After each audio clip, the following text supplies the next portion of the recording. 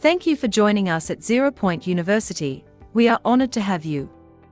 Please be sure to pay very close attention to the step-by-step process that we are going to go over together. We want to make sure you clearly understand this process in its entirety and can complete it without any mistakes on the first time around. Again, thank you so much for joining us. We wish you well in your journey to freedom. The process. Get a certified copy of your certificate of live birth authenticated at each level of government, county if applicable, state and federal. Step 1. Get a certified copy of your certificate of live birth. Sometimes called the long form, this is not the same as an uncertified regular birth certificate. Some states have them at the county where you were born.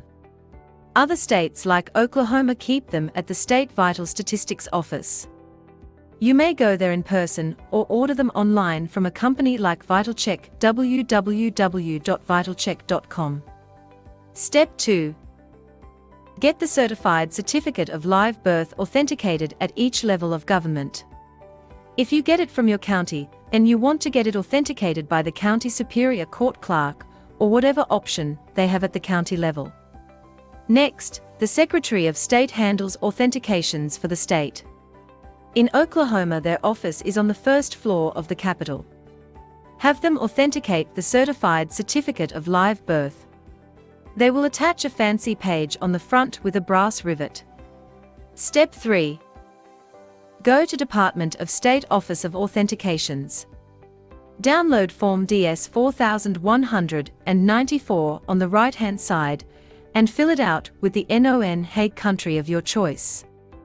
There may be cheaper ways, but I choose to prepay postage for a self-addressed return document mailer and enclosed with it a money order, completed Form DS 4194 and authenticated certified certificate of live birth in the next size up document mailer and send that off to the address on their website.